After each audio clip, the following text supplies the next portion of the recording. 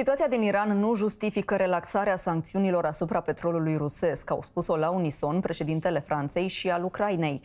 Volodymyr Zelensky a avertizat că acest lucru nu ajută pacea, iar Emmanuel Macron a subliniat că sprijinul Franței pentru țara aflată în război este de neclintit.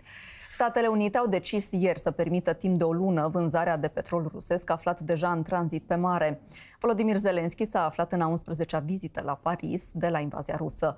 Președintele ucrainean a fost ieri în România și se așteaptă ca acesta să viziteze și Spania în cadrul turneului său european. З боку Америки може дати Росії на війну суму близько 10 мільярдів доларів. Це точно не допомагає миру.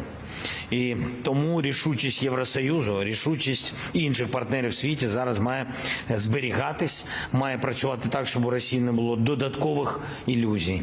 Росія повинна завершити цю війну.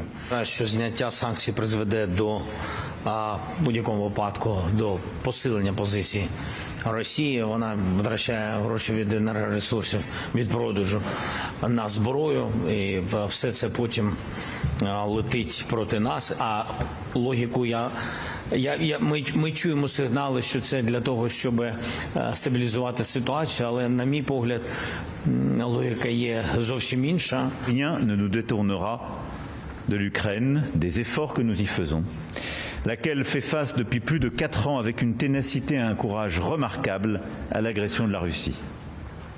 Notre soutien ne faiblira pas.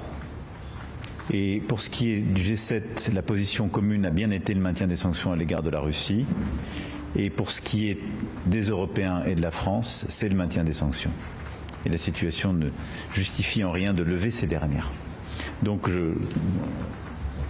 considère que ce que je vous ai dit tout à l'heure reste valable et que la décision qui a été prise de manière exceptionnelle et limitée par les États-Unis d'Amérique, c'est à eux de la justifier, mais elle ne revient pas de manière durable et large sur les sanctions qu'eux-mêmes ont décidées.